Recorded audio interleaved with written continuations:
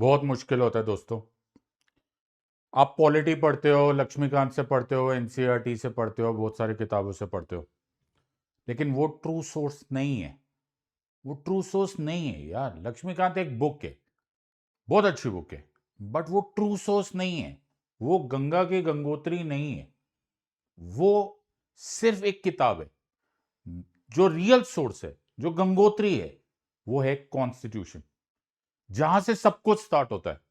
The fundamental law of the land, संविधान, आईन, ये है द कॉन्स्टिट्यूशन ऑफ इंडिया। अब इंटरेस्टिंग बात यह है कि कॉन्स्टिट्यूशन सिर्फ यूपीएससी के लिए नहीं काम आएगा। कॉन्स्टिट्यूशन हर लॉयर को काम आता है, हर लॉ स्टूडेंट को काम आता है। इनफैक्ट जजेस, कोर्ट्स, सब कुछ कॉन्स्टिट्यूशन पर बेस्ड है। लेकिन प्रॉब्लम यह है कि ये जो किताब है, ये एक कॉम्प्लिकेटेड बुक है। आप सब लोगों को ये बुक पढ़ने का मौका मिलेगा, आप पढ़ सकते हो। पीडीएफ डाउनलोड कर लो, हार्ड कॉपी खरीद लो, ऐसे छोटी कॉपी भी मिलती है, बड़ी कॉपी भी मिलती है, इसमें विद पेंटिंग्स भी मिलती है, ओरिजिनल कॉपी भी मिल सकती है।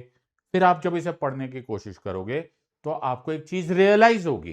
क्या रियलाइज होगी? कि यार इसमें बड़ी मैसिव लीगल लैंग्वेज है।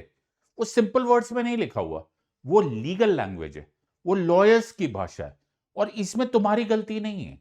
तुम लॉ स्टूडेंट्स नहीं हो, तुम वकील नहीं हो, तुम जज नहीं हो, लेकिन कॉन्स्टिट्यूशन बिना समझे तुम एक्चुअली पॉलिटी के एक्सपर्ट नहीं बन सकते। एक्चुअली तुम्हें लॉ नहीं आ सकता। और प्रॉब्लम यह है कि it takes a lifetime, एक जिंदगी, एक उम्र निकल जाती है इस किताब को समझने में। लिखने वाले भी तो जीनियसेस थे। बाबा साहेब स्वयं थे। कॉन्स्टिट्यूएंट असेंबली थी, संविधान सभा थी। 2 साल 11 महीने 18 दिन लगे, तब जाके ये कॉन्स्टिट्यूशन बना। आसान भाषा में नहीं लिखा हुआ। लेंदियस्ट रिटन कॉन्स्टिट्यूशन बोलते हैं इसको, सबसे लंबा कॉन्स्टिट्यूशन। बट वरी नॉट, तुम्हें यह दुख से निवारण है आज के बाद।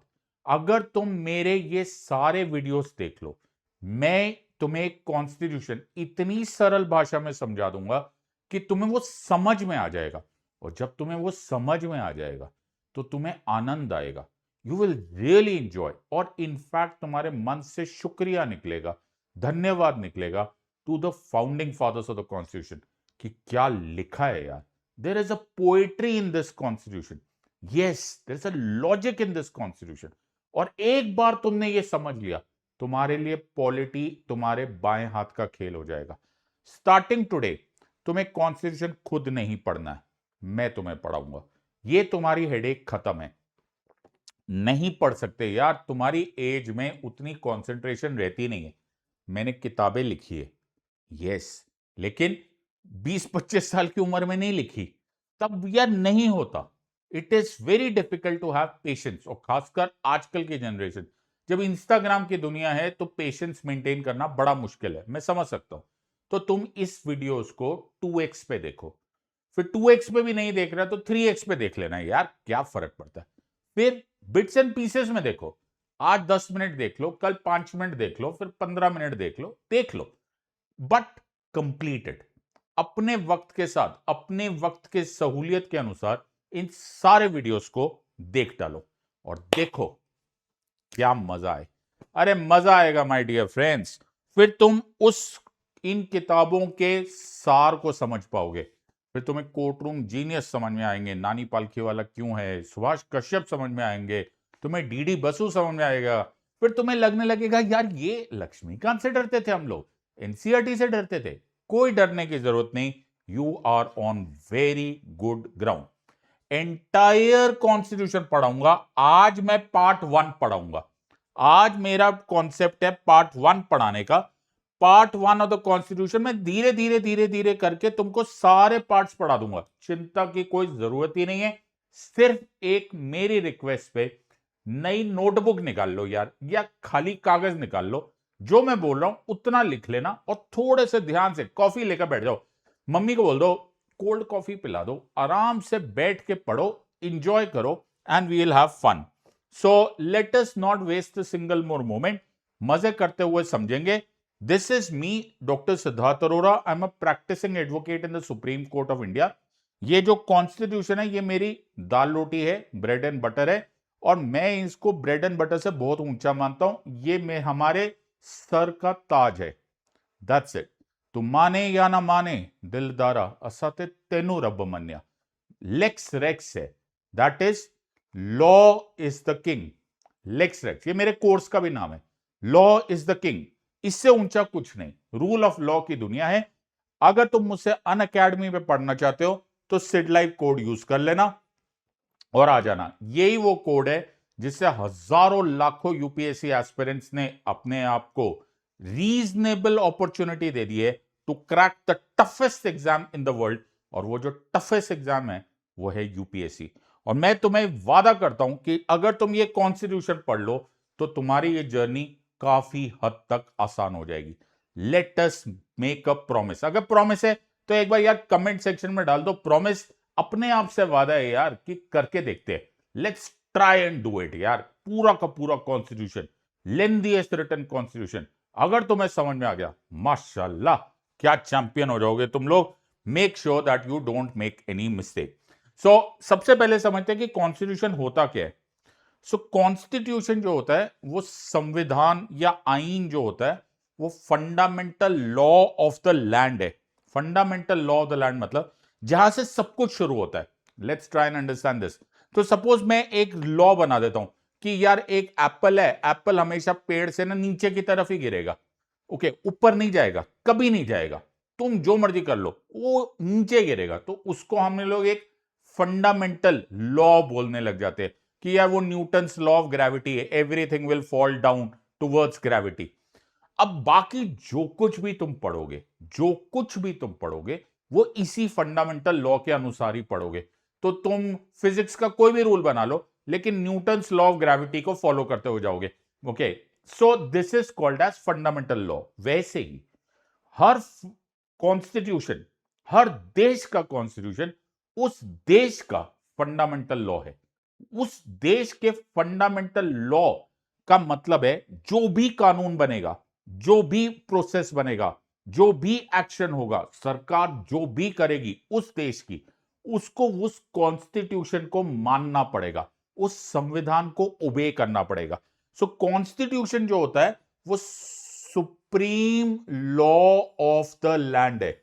वर्ड क्या लिखोगे sir? It is the supreme law of the land. लिख लो सब लोग, supreme law of the land है। इसको बोला जा सकता है fundamental law of the land. तो इस वर्ड को लिख लो, ये है fundamental law of the land. So sir ये करता क्या क्या है? बिल्कुल सर, इससे सबसे पहले तो तुम्हारा देश ही बनता है, स्टेट ही बनेगा। एग्जीक्यूटिव, लेजिस्लेटिव, जुडिशरी, कार्यपालिका, विधायिका, न्यायपालिका, supreme court, parliament, president, prime minister, सब कुछ बना कौन रहा है यार? बना वो कॉन्स्टिट्यूशन रहा है। नंबर 2, ये सारे इंस्टीट्यूशंस भी बना रहा है। कंट्रोलर ऑडिटर जनरल, कैग, ये बना रहा है। Very good. यूपीएससी ये बना रहा है। क्यों भाई? भाई सारे इंस्टीट्यूशंस कॉन्स्टिट्यूशन ही तो बना के देगा। Election commission of India constitution ही बना के देने वाला है। Supreme court, high court, district court, सब कुछ बना कौन रहा है? सर बना ये सब कॉन्स्टिट्यूशन ही रहा है। नंबर 3, ये पावर डिस्ट्रीब्यूट करेगा। पावर डिस्ट्रीब्यूट करेगा। स्टेट गवर्नमेंट क्या कर सकती है, सेंट्रल गवर्नमेंट क्या कर सकती है, स्टेट लेजिस्लेचर क्या कर सकती है, पार्लियामेंट क्या कर सकती है, ये सब कुछ कौन फैसला करेगा? सर ये सब फैसला भी यही करेंगे। और एक सबसे जरूरी बात जो मेरे साथ तुम लिखोगे, it limits the powers of the government. Word लिखो यार, ऐसे आराम से मत बैठो। क्या मैंने बोला? Limits the powers of the government. 2023 का यूपीएससी क्वेश्चन पेपर खोल के देख लो। कॉन्स्टिट्यूशन का सबसे इंपॉर्टेंट पर्पस क्या है? सबसे इंपॉर्टेंट पर्पस है to limit the power of the government. ये क्वेश्चन आएगा तो तुम्हें क्वेश्चन का आंसर ढंग से लिखना पड़ेगा। It limits the powers of the government. एक और क्वेश्चन आ सकता है कि कॉन्स्टिट्यूशनल गवर्नमेंट क्या होता है? कॉन्स्टिट्यूशनल गवर्नमेंट मतलब लिमिटेड गवर्नमेंट। गवर्नमेंट ऐसी नहीं होती, सरकार का मतलब यह नहीं होता कि जो सरकार चाहे वो कर सकती है, ऐसे थोड़ा ना होता है। सरकार को लिमिट करने का काम कौन करेगा? सरकार को लिमिट करने का काम करता है कॉन्स्टिट्यूशन। तुम्हारा सवाल है ये मेरे ख्याल से 2023 में तो पक्का ही आया है, 1-2 साल पहले उससे भी आया है, तो तुम्हें 2020 का भी देख लेना। तो कॉन्स्टिट्यूशनल गवर्नमेंट क्या होती है? कॉन्स्टिट्यूशनल गवर्नमेंट होती है लिमिटेड गवर्नमेंट। कॉन्स्टिट्यूशन का काम क्या होता है? To limit the powers of the government. तो ये दो बातें याद रखना। Very good. साथ में तुम्हें क्या मिलेगा? तो ये लाइन याद हो गई, ये सबसे इंपॉर्टेंट लाइन है हमारी। उसके बाद प्रोटेक्ट सिटीजन्स राइट्स। तुम्हें कौन से राइट्स मिलते हैं? सर हमें फंडामेंटल राइट्स मिलेंगे, हमें directive principles of state policy जो भी है ना, वो भी एक तरह के राइट्स ही है, वो भी तुम्हें याद रहेगा। Provides a mechanism of constitutional change. कमाल की बात है, कॉन्स्टिट्यूशन जो है वो खुद को बदलने का भी पावर रखता है। मतलब अगर मैं कॉन्स्टिट्यूशन खोल के देख लूं तो उस कॉन्स्टिट्यूशन को बदलने की भी पावर कॉन्स्टिट्यूशन खुद देता है अंडर आर्टिकल 368। तो अभी तो मैंने स्टार्ट भी नहीं किया है, लेकिन तुम्हारे कितने सारे मल्टीपल चॉइस क्वेश्चंस हो गए। तो हमारे पास क्या क्या है, सब लोग बोलेंगे क्या क्या बोला? Fundamental law of the land. मैं एक बार सारे के सारे हटा रहा हूं ताकि तुमको क्लियरली हो जाए। सारे के सारे सब कुछ मेरे साथ लिखेंगे, कोई भी आराम से नहीं बैठेगा। पढ़ाई जब करनी है तो भाई पढ़ना है, आराम जब करना है तो आराम करना है, ठीक है? तो तब तक मिक्स नहीं करना यार, मिक्स करने में कोई फायदा नहीं। तो अभी तक हमने क्या क्या वर्ड यूज कर लिए? हमने यूज कर लिए fundamental law of the land, ये हमको समझ में आ गया। उसी को तुम बोल सकते हो supreme law of the land. दो वर्ड्स हो गए। दूसरा, इसका एक और एमसीक्यू याद रखना, it limits the powers of the government. और ऑल्सो एक और तरीके से याद रख लेना, कॉन्स्टिट्यूशनल गवर्नमेंट का मतलब होता है लिमिटेड गवर्नमेंट। हो गया जी 3 एमसीक्यूज। एक और इंपॉर्टेंट जो है, जो अभी तक पढ़ाया नहीं है, लेकिन ये लाइन याद रख लेना कि कॉन्स्टिट्यूशन खुद को भी बदलने की ताकत रखता है। वो उसके लिए आर्टिकल कौन सा यूज होता है? आर्टिकल 368। Very good sir. आगे देखते हैं। अब इंडियन कॉन्स्टिट्यूशन को एट ग्लांस देखते हैं। देखो, इंडियन कॉन्स्टिट्यूशन 26 जनवरी 1950 में फोर्स में आया था। इसी दिन को हम लोग रिपब्लिक डे बोलते हैं। क्या बोलते हैं इस दिन को? इस दिन को हम लोग रिपब्लिक डे बोलते हैं। लेकिन ये एडॉप्ट कब हुआ था? प्रियम्बल याद है? सबको याद है? नहीं है तो एक होमवर्क कर लेना, कॉन्स्टिट्यूशन खोलो, प्रियम्बल याद कर लो। We the people of India having solemnly resolved to constitute India into a sovereign, socialist, secular, democratic republic, and to secure to all its citizens justice, social, economic, political, liberty of thought, expression, belief, faith and worship, equality of status and opportunity, fraternity, assuring the dignity of the individual and the unity and the integrity of the nation in our Constituent Assembly on this 26th day of November 1949 do hereby adopt, enact and give to ourselves this constitution। जो लोग भी serious है वो comment section में पूरा preamble लिखकर दिखाएंगे, याददाश्त से, बुद्धि से। वी द पीपल से लेकर 26th डे ऑफ नवंबर 1949। कहां से खोल के देखोगे? कॉन्स्टिट्यूशन का फर्स्ट पेज खोल देना, इंडेक्स खत्म हो जाएगा। जैसे इंडेक्स खत्म हो जाएगा वैसे प्रियम्बल स्टार्ट हो जाएगा। प्रियम्बल स्टार्ट होते ही पूरा का पूरा डेट। तो एडॉप्ट कब हुआ? एडॉप्ट कब हुआ भाई? एडॉप्ट हुआ 26 नवंबर 1949 को। अच्छा जी, इनैक्ट कब हुआ? सर इनैक्ट भी हुआ 26 नवंबर 1949 को। अच्छा, गेव टू आवरसेल्व्स कब हुआ? गेव टू आवरसेल्व्स भी लिखोगे 26 नवंबर 1949 को। लेकिन ज्यादातर कॉन्स्टिट्यूशन एनफोर्स कब हुआ? वर्ड क्या आएगा? एनफोर्स। बाबा वर्ड लिखो यार, एनफोर्स कब हुआ? एनफोर्स ज्यादातर हुआ 26 जनवरी 1950 को। So it was drafted by the constituent assembly, जिसमें एक कमिटी बनाई गई थी, जिस कमिटी का नाम था द ड्राफ्टिंग कमिटी। और ड्राफ्टिंग कमिटी के चेयरमैन थे, अरे the great Baba Saheb doctor B R Ambedkar. Doctor B R Ambedkar chairman of the drafting committee थी। और इस कॉन्स्टिट्यूएंट असेंबली ने 2 साल 11 महीने 18 दिन के बाद बनाया वर्ल्ड्स लेंथीएस्ट रिटन कॉन्स्टिट्यूशन। सबसे लंबा रिटन कॉन्स्टिट्यूशन किसका है? इंडिया का है। सो वर्ल्ड्स लार्जेस्ट रिटन और द लेंथीएस्ट रिटन कॉन्स्टिट्यूशन किसका है? इंडिया का है। लेकिन ये था ओरिजिनल कॉन्स्टिट्यूशन। मैंने तुम्हें क्या बताया था? हमारे कॉन्स्टिट्यूशन को चेंज करने की भी ताकत है। हम उसको अमेंड कर सकते हैं, हम उसको संशोधन कर सकते हैं। तो संशोधन करने के लिए हमने बहुत सारे चेंजेस किए। 1950 से लेकर आज तक 106 अमेंडमेंट्स हो चुके, 106 अमेंडमेंट्स।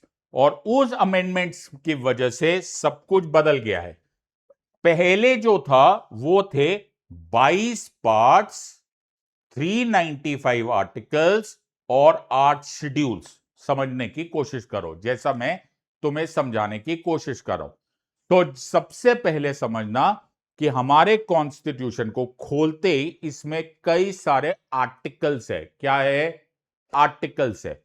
आर्टिकल्स को डिवाइड किया गया है इनटू पार्ट्स। पार्ट्स कितने हैं? 22 पार्ट्स है। How many parts? 22 पार्ट्स। सो हमारे पास 22 पार्ट्स है। अब कॉन्स्टिट्यूशन के अंत में जाओ, वहां पर तुम्हें लिस्ट दिखाई देगी, बहुत सारी सूचियां दिखाई देगी, अनुसूचियां, जिनको बोला जाता है शेड्यूल्स।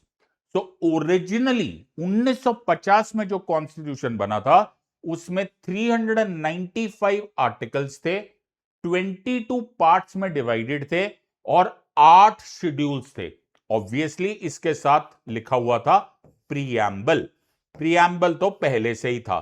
तो हमारे पास क्या क्या था? हमारे पास था प्रीएम्बल, हमारे पास था 395 आर्टिकल्स और फिर हमारे पास है 22 पार्ट्स। लेकिन क्योंकि हमारे कॉन्स्टिट्यूशन में बदलाव अलाउड है, we are allowed to change the constitution, हमने 106 बार उसको चेंज किया है। उसमें बहुत सारे आर्टिकल्स ऐड किए गए, कुछ चेंज किए गए, कुछ हटा भी दिए गए। अब हमारे पास सब कुछ मिलाकर 470 के करीब आर्टिकल्स हो गए। अब इसको तुम समझने की कोशिश करना, इस पे बहस हो सकती है, we can have an argument किससे 470 है कि थोड़े कम है, थोड़े ज्यादा है। अब क्या होता है, हम इसको सब क्लॉसेस को भी इंक्लूड कर लेते हैं, जैसे sub clause A, sub clause B, वो इंक्लूड करना है कि नहीं करना है। इसलिए मोटा मोटा हमारे पास 470 आर्टिकल्स हो गए। उन आर्टिकल्स को अब हम 25 पार्ट्स में डिवाइड करते हैं। अब जैसे पार्ट 4A बना, पार्ट 4A क्या बन गया? सब फंडामेंटल ड्यूटीज बन गए। पार्ट 9A बन गया, क्या बन गया? सब म्यूनिसिपैलिटीज बन गए। तो उनको इंक्लूड कर लिया गया, तो 25 पार्ट्स हो गए। पहले 8 शेड्यूल्स थे, अब 12 शेड्यूल्स हो गए। अब कितने शेड्यूल्स हो गए? 12 शेड्यूल्स हो गए। और ये सब कुछ क्यों हुआ? क्योंकि 106 कॉन्स्टिट्यूशनल अमेंडमेंट्स हो गया। So let us not waste any more opportunity, और इसको क्विकली एक टेस्ट के फॉर्म में करेंगे, ठीक है? टाइम पास नहीं करेंगे, फटाफट टेस्ट करेंगे। तुम लोग क्विकली रैपिड फायर आंसर देंगे, रैपिड फायर आंसरिंग होगा। मैं तुम्हें क्वेश्चन पूछूंगा ABCD, ओके? तो मैं यहां पे लिख रहा हूं ए, यहां डेट लिख रहा हूं 26 नवंबर 1949 और बी लिख रहा हूं 26 जनवरी 1950। चलो जी फटाफट पेन पेपर उठा लो और तुमने आंसर देने के लिए रेडी हो जाए। रेडी? रैपिड फायर, ओके जी। चलो पहला क्वेश्चन हमारे पास आ रहा है। अगर तुम्हें क्वेश्चन आया, अगर तुम्हें क्वेश्चन आया, if you are asked the question कि भाई हमने एडॉप्ट कब किया है हमारा कॉन्स्टिट्यूशन, तो ए आंसर दोगे या बी आंसर दोगे? जल्दी से बताना, एडॉप्ट किया है या बी आंसर दोगे? जल्दी से बताओ, ए या बी, ए या बी, ए या बी? सर हमारा आंसर है ए। Very good. चलो अगर मैं तुम्हें यह बात पूछूं कि हम लोगों ने इनैक्ट कब किया है हमारा कॉन्स्टिट्यूशन, यूपीएससी में डायरेक्ट क्वेश्चन पूछा जाएगा, इनैक्ट कब किया है, ए या बी? चलो जल्दी से, ए या बी? सर ए या बी? तो सर इसका आंसर, जल्दी जल्दी जल्दी जल्दी जल्दी जल्दी, सर इसका आंसर भी ए है। Very good. और अगर मैं बोलूं कि हमारा ज्यादातर कॉन्स्टिट्यूशन एनफोर्स कब हुआ?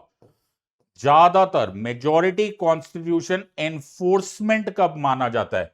तो ए या बी, जल्दी से, ए या बी, जल्दी भैया जल्दी। सर आंसर इज बी, 26 जनवरी 1950। अब मैं इसी क्वेश्चन में अगर एक और ट्विस्ट मार दूं और इस क्वेश्चन में मैं सीधा सीधा पूछ लूं कि प्रियम्बल में डेट कौन सी लिखी है भाई? प्रियम्बल में इनमें से कौन सी तारीख लिखी हुई है, ए या बी? जल्दी से, we the people of India, वो लाइन में लास्ट में कौन सी डेट लिखी हुई है, ए या बी? सर डेट लिखी है ए। याद हो गया? सो अगर एडॉप्ट आया, इनैक्ट आया, गेव टू आवरसेल्व्स आया तो ए, एनफोर्समेंट आया, कमेंसमेंट आया, ऐसा कुछ शब्द आया, रिपब्लिक डे आया, तो आंसर हो गया बी। तो ये तुम्हें दो चीजें याद हो गई। चलो जी, एक क्वेश्चन और है भाई मेरे पास, एक रैपिड फायर और होगा हमारा। ठीक है जी, एक और रैपिड फायर करते हैं, एक रैपिड फायर और होगा। तो हमारे पास ओरिजिनल कॉन्स्टिट्यूशन और आज का कॉन्स्टिट्यूशन, टुडेस कॉन्स्टिट्यूशन, ठीक है जी। तो मैं यहां पर लिख रहा हूं आर्टिकल्स। कितने आर्टिकल्स थे भैया ओरिजिनल कॉन्स्टिट्यूशन में? जल्दी से आंसर दो, जल्दी जल्दी जल्दी जल्दी जल्दी। यू हैव 10 सेकेंड्स, 10 9 8, जल्दी हरी अप। कितने आर्टिकल्स थे भाई ओरिजिनल? सर ओरिजिनल आर्टिकल्स थे 395। Very good. और आज कितने मानोगे? सर आज हम articles, on a good guess हम लोग इसको 470 मानेंगे। Very good. सर कितने पार्ट्स थे? जल्दी बताओ भाई, पार्ट्स कितने थे? How many parts were there original constitution में? सर ओरिजिनल कॉन्स्टिट्यूशन में there were 22 parts. Very good. और भाई आज कितने पार्ट्स है? सर आज जितने पार्ट्स है वो है 25। Very good. तीसरा क्वेश्चन, भाई ओरिजिनल कॉन्स्टिट्यूशन में कितने शेड्यूल्स थे? भाई शेड्यूल्स तो बता दो। सर शेड्यूल्स थे 8। और आज कितने शेड्यूल्स है? सर आज शेड्यूल्स है, जल्दी से, आज कितने शेड्यूल्स है? सर आज शेड्यूल्स है 12। सिंपल क्वेश्चन, लेकिन जब क्वेश्चन पूछा जाता है, जब तक तुम्हें याद ना हो, you will not be able to answer this. मैंने तुम्हें बोला था कि हम इंट्रोडक्शन करेंगे, ढंग से पढ़ेंगे, कोई भागदौड़ नहीं करेंगे। आज मैंने इंट्रोडक्शन कर दिया, नेक्स्ट क्लास में हम करेंगे पहला पार्ट 1 ऑफ द कॉन्स्टिट्यूशन पढ़ेंगे। पार्ट 1 ऑफ द कॉन्स्टिट्यूशन में आएगा आर्टिकल 1 से लेकर आर्टिकल 4। तो इनफैक्ट तुम्हें रिवाइज करने का पहले से ही मौका हो गया है। तुम्हें पूछा जाएगा पार्ट 1 ऑफ द कॉन्स्टिट्यूशन, जो 1 to 4 है वो क्या है, याद रखना। और सब लोग अपने अपने रजिस्टर में जगह छोड़ के रखना। यूनियन एंड इट्स टेरिटरीज, क्या वर्ड यूज किया? Union and it's territories. जो मेरे हिंदी वाले दोस्त है वो हिंदी में भी पढ़ सकते हैं, मैं इसको सिंपल भाषा में कर दूंगा। तुम इंग्लिश के वर्ड्स को डायरेक्ट वहां पर हिंदी में देख लेना। हिंदी में भी कॉन्स्टिट्यूशन आराम से डाउनलोड हो जाता है, पढ़ोगे तो तुमको वो मिल जाएगा। तो घबराना मत। ऑब्वियसली मैं हिंदी में वो सारे शब्द नहीं बोल सकता, मुझे नहीं आती है, मुझे क्षमा कीजिएगा। लेकिन जिस तरह से मैं तुम्हें पढ़ाऊंगा उससे तुम बड़े आराम से कनेक्ट कर पाओगे। मुझे उम्मीद है आज की क्लास तुम्हें मजा आई। Okay, you have understood everything. मैंने तुम्हें सारे कीवर्ड समझा दिए, मैंने इंट्रोडक्शन कर दिया, हम लोग का मिशन समझ में आ गया। अगली क्लास में हम स्टार्ट करेंगे पार्ट 1, आर्टिकल 1 से लेकर आर्टिकल 4 तक। अगर तुम्हें अच्छा लगा कमेंट्स ड्रॉप करना। ये बहुत बड़ा मुश्किल काम है भाई, बहुत बड़ा मुश्किल काम है। लेंथीएस्ट रिटन कॉन्स्टिट्यूशन है, बड़ा कष्ट होगा मुझे भी इसको पूरा मेहनत से पढ़ाने में, लेकिन जब तक तुम्हारा साथ है तब तक ही मैं ये कर सकता हूं। अगर तुम बोलोगे यार हमसे नहीं हो रहा, तो फिर मुझसे तो बिल्कुल भी नहीं होगा। आई एम श्योर कि तुम में उतनी हिम्मत है, उतना जज्बा है, उतना इंथुजियाज्म है कि तुम इतना डिफिकल्ट टास्क खत्म कर सकते हो। अगर तुम ये करना चाहते हो, please feel free to join us at Unacademy also on this YouTube series. ये तुम्हारी और मेरी दोनों का एक ज्वाइंट टेस्ट है, let us do it together और इस पूरी सीरीज को कंप्लीट करते हैं. Let's not waste a single more moment and see me and I will see you next time. All right, so God bless and Jai Hind, and I'll see you next time.